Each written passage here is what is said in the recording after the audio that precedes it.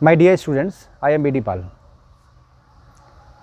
इसके जो पहले का वीडियो है उसमें हमने आपको एक्टिव वॉइस से पैसिव वॉइस का जो टॉपिक था उसमें बताया था कि कैसे मॉडल वर्ब्स का प्रयोग हम करते हैं।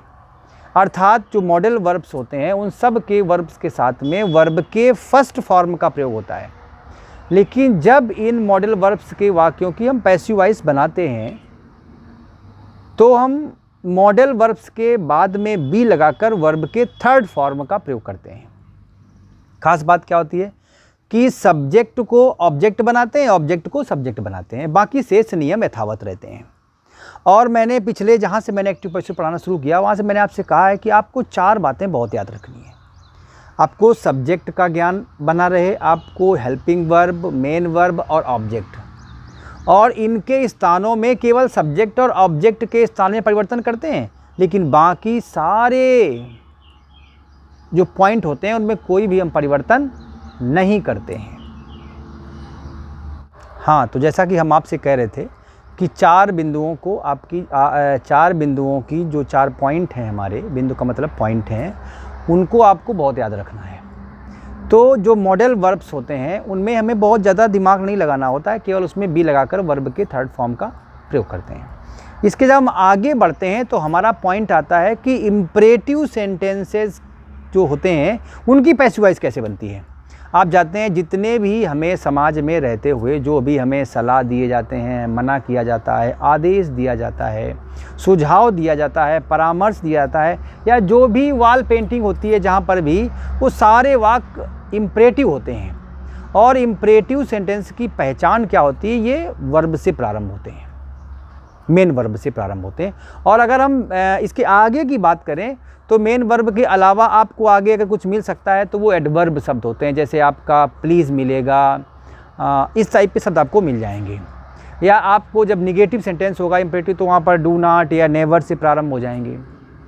तो इम्परेटिव जो सेंटेंस होते हैं उनमें मोस्टली ये पाया जाता है कि उसमें आप जब बोर्ड पर देखिएगा मैंने लिखा हुआ है इसको कि इम्परेटिव सेंटेंसेस में आदेश, सलाह, निवेदन, सुझाव और परामर्श का बोध होता है। बोध का मतलब होता है ऐसे वाक्यों में ये ज्ञान हो जाता है कि ऐसे वाक्य में हमें ऑर्डर मिला है, या हमें एडवाइस दी गई है, या हमें निवेदन किया गया है, रिक्वेस्ट की गया है, या हमें सजेशन दिया गया है, या हमें प्रपोजल दिया गया है।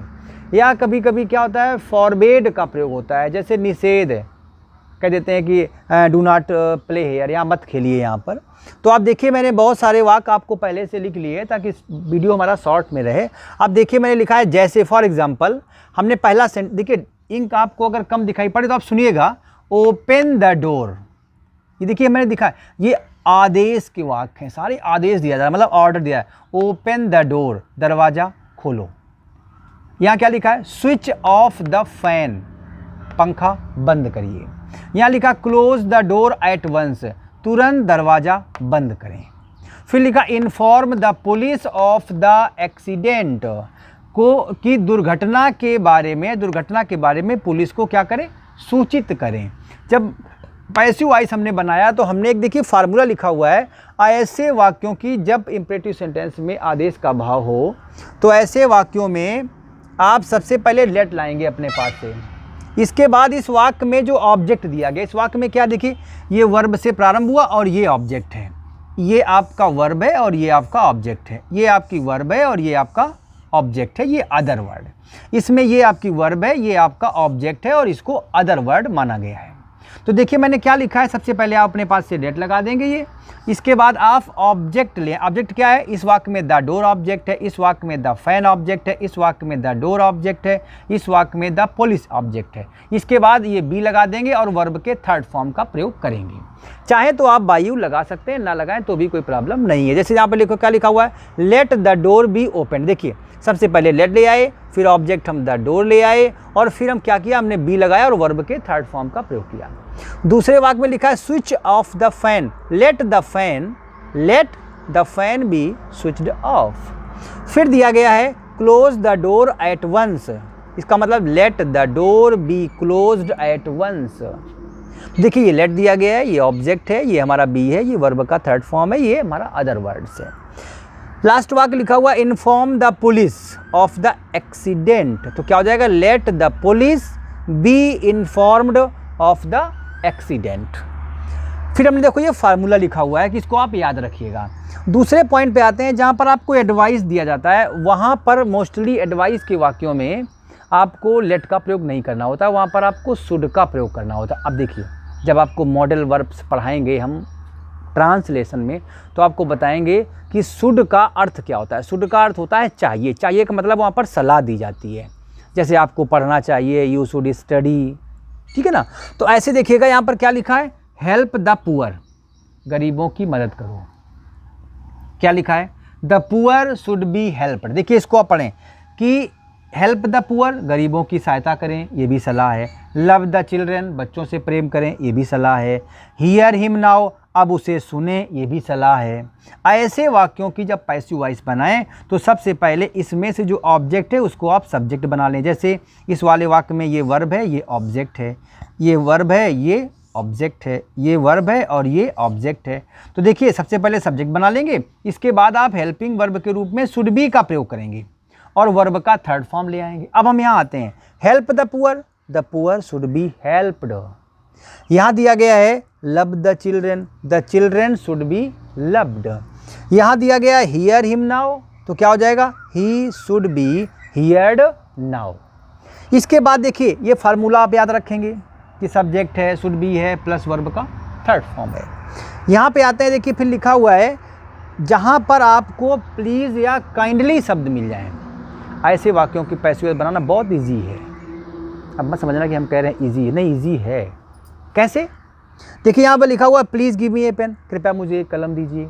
इसका मतलब है वो आपसे निवेदन कर रहा है। ऐसे वाक्यों में क्या करते हैं, प्लीज़ और काइंडली शब्द को रिमूव कर दिया जाता है, मतलब हटा दिया जाता है, और उनके स्थान पर हम प्लीज़ हटाएंगे तो हम क्या लिखेंगे, यू आर रिक्वेस्टेड। मैंने यहाँ लिखा, देखिए formula, you are requested to, इसके बाद सेंटेंस को जोड़ दीजिए।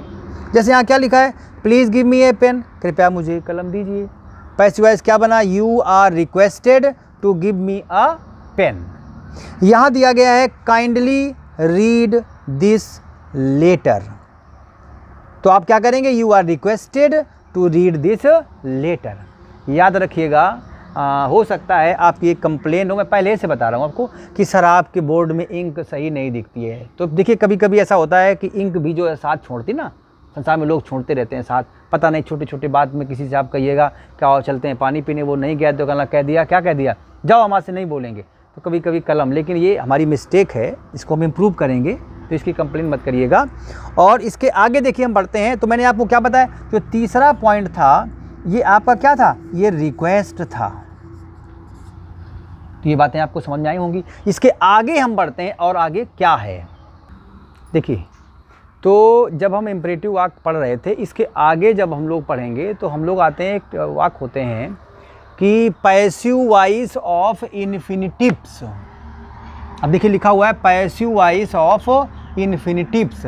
अब बात ये आती है कि सर हमें इन्फिनिटिव्स नहीं जानते हैं, तो सुनिएगा, इन्फिनिटिव्स वे क्रियाएं होती हैं जो टू से प्रारंभ होती हैं। अगर किसी मुख्य क्रिया के फर्स्ट फॉर्म से पहले टू लगा हो तो उसे इन्फिनिटिव्स के नाम से जाना जाता है, वो इन्फिनिटिव्स क्रियाएं होती हैं। दूसरी बात, ऐसी क्रियाओं का जब हिंदी में अर्थ निकालते हैं तो ये ना, नी, ने आता है। जैसे to tell a lie is not good habit, झूठ बोलना अच्छी आदत नहीं, तो झूठ बोलना, टू टेल ए लाई, ये इन्फिनिटिव्स है। तो जब भी वर्ब के पहले टू लगा हो, मेन वर्ब के पहले टू लगा हो, तो समझिएगा ये इन्फिनिटिव्स हैं, और इनका हिंदी अर्थ जब भी निकालेंगे तो ना, नी, ने आएगा। और इन्फिनिटिव्स वे क्रियाएं होती हैं जो टू से लगाने से बनती हैं। हिंदी में ना, नी, ने शब्द आते हैं और ये नाउन का कार्य करते हैं। इसका मतलब जब ये नाउन का कार्य करते हैं तो निश्चित रूप से ये कर्ता की जगह आ सकते हैं, ये कर्म की जगह आ सकते हैं। बात समझ आ गई होगी। अब आप इस पॉइंट को देखेंगे कहाँ, बोर्ड पे देखिएगा, मैंने वाक्य लिख लिए हैं ताकि आपका समय बेस्ट ना हो। There is no time to lose, कहता है there is no time to loss, मतलब खोने के लिए समय नहीं है। इसका मतलब क्या कह रहा है कि there is no time to be lost, कहता है समय नहीं है खोया जाए, समय नहीं है खोया जाए। जैसे मान लीजिए आप है, इस समय कोरोना वायरस की वजह से पूरे देश में लॉकडाउन है, तो मैं ये कहता हूँ लॉकडाउन तो हैं, ये तो बचाव है, ये प्रिकॉशन, ये तो प्रिवेंशन है, लेकिन इसमें भी एक ऊर्जा है जो अंदर से जनरेट हो रही है आपके अंदर से। वो ऊर्जा क्या है? आप घर में बैठ करके अध्ययन करें, जैसे हम कर रहे हैं, आपके साथ जुड़े हुए हैं। तो देखिए यहाँ पर क्या लिखा हुआ, यहाँ देखिए ये इन्फिनिटिव, आप देखिएगा इन्फिनिटिव्स कहाँ कहाँ है। हमने टू लॉस दिया गया है, टू गेन दिया गया है, टू एडमायर दिया गया है, ठीक है ना। और जब हमने पैसिव वॉइस बनाया तो बस क्या किया, इनके बाद बी लगा दिया है। क्या लगा दिया है? बी। देखिए यहाँ पर क्या लिखा हुआ है, यहाँ लिखा हुआ है पहला सेंटेंस है आपका, there is no time to lose. तो क्या हो जाएगा, there is no time to be lost. यहाँ पर आया we have nothing to gain, हमारे पास पाने के लिए कुछ भी नहीं है, यहाँ जो भी कुछ है वो खोना ही है, इसलिए कुछ पालो, कुछ ऐसा कर जाओ। क्योंकि विचार इंसान मरता है, समझ रहे हैं हमारी बात, इंसान मरता है, उसके विचार नहीं मरते हैं। आज अगर गांधी जिंदा हैं तो गांधी जी जिंदा हैं तो उनके विचार हैं। मैंने पढ़ा था एक स्टेटमेंट उनका, मैं बहुत उस स्टेटमेंट से इंस्पायर होता हूँ, प्रेरित होता हूँ, और वो स्टेटमेंट है, एक शब्द है कलाकार, जिसने जीवन जीना जाना वही कलाकार है। और लोग तो कहते हैं हम भी कलाकार, हम भी no, you have no style to survive in this world, you are not artist, आप आर्टिस्ट नहीं है। तो देखिए यहाँ पर क्या लिखा है, we have nothing to gain, पाने के लिए कुछ भी नहीं है, तो लिखा है नथिंग टू बी गेन्ड, कुछ नहीं है पाया जाए। यहाँ लिखा he is a man to admire, प्रशंसा करने का वो व्यक्ति है, अर्थात ही इज ए मैन, वो एक ऐसा व्यक्ति है टू बी एडमायर्ड, इसकी प्रशंसा की जाए। इसके बाद जब हम देखिए ये क्या है, ये हमने बताया आपको इन्फिनिटिव्स। अब देखिए नेक्स्ट पॉइंट पे आते हैं, passive voice of verb to be. कभी कभी देखिए वर्ब टू बी क्या होता है, मैं पॉइंट पर यहाँ पर आता हूँ कि ये टू बी क्या है। देखिए ये टू बी जानते हैं क्या, ये टू बी कहते हैं, टू बी के फॉर्म होते हैं, मैंने शुरुआत में एक वीडियो में बताया था, टू बी के प्रेजेंट टेंस के फॉर्म है इज एम आर, और पास्ट में है क्या, वाज और वर, और इसका जो ये प्रेजेंट टेंस फॉर्म है ये पास्ट टेंस फॉर्म है, इसका जो थर्ड फॉर्म है वो बीन है, इसका जो फोर्थ फॉर्म है वो बीइंग है। और सारी पूरे वाक्यों की पैसिव वॉइस चाहे जहाँ से बनाएंगे आप, वो वर्ब टू बी से ही जनरेट होते हैं, चाहे प्रेजेंट इंडेफिनिट का हो, चाहे कंटिन्यूअस का हो, या कोई भी हो। तो देखिए यहाँ पर क्या लिखा है, passive voice of verb to. मैं देखिए वर्ब टू बी, देखिए यहाँ पर क्या लिखा हुआ है कि I am two by a bat. अब देखो यहाँ पर ये दिया गया, ये वर्ब टू बी है, ये वर्ब टू बी है, ये वर्ब टू बी है। तो आप देखिएगा जब यहाँ पर वर्ब टू की हम बात करते हैं तो क्या लिखा हुआ है, I am two by a bat, मुझे एक बल्ला खरीदना है। इसका मतलब है एक बल्ला जो है मेरे द्वारा खरीदा जाना है। अब देखो जाना आ गया, टू बी बाट इन्फिनिटिव की तरफ है कि नहीं है। फिर दिया गया he is to write a letter, उसे एक पत्र लिखना है, अर्थात a letter is to be written by him, कि एक पत्र उसके द्वारा लिखा जाना है। फिर दिया गया है they were to play the match, they were to play the match, उन्हें मैच खेलना था, अर्थात the match was to be played और बाई देम, कि मैच उन लोगों के द्वारा खेला जाना था। तो देखिए यहाँ पर आज के टॉपिक में मैंने आपको पढ़ाया क्या है, मैंने आपको पहला पॉइंट ये बताया था कि इम्परेटिव वाक्यों के पैसिव वॉइस कैसे बनते हैं। और इम्परेटिव वाक्यों की पैसिव वॉइस जब भी आप बनाएंगे तो उसमें आप अगर आदेश का भाव होगा तो आप लेट से प्रारंभ करते हैं, अगर उसमें सलाह का भाव होगा तो आप उसमें वर्ब के रूप में शुड का प्रयोग करते हैं, अगर उसमें रिक्वेस्ट है तो यू प्लीज़ है, काइंडली है तो यू आर रिक्वेस्टेड का प्रयोग करते हैं। इस तरीके से मैंने आपको ये बताए हैं। उसी बात मैंने आपकी एक बात और बताई थी कि इसके अलावा भी जो होते हैं वो क्या होते हैं, पैसिव वॉइस ऑफ इन्फिनिटिव्स कैसे बनती है, या passive voice of verb to be के कैसे बनाए जाते हैं, ये सारे मैंने विद एग्जांपल आपको बता दिए हैं। तो आप जब भी इस वीडियो को देखिएगा तो आप रफ नोटबुक हो, एक कलम हो, लिखते जाइएगा, जो भी प्रॉब्लम हो उसको कमेंट बॉक्स में आप डाल देंगे। और प्लीज़ मेरा चैनल आप सब्सक्राइब कर लीजिए, नोटिफिकेशन ऑन कर लीजिए, वो भी ऑल पर, ताकि जैसे ही हम अपना वीडियो डालते हैं आपको तुरंत नोटिफिकेशन मिल जाता है। Okay, thank you.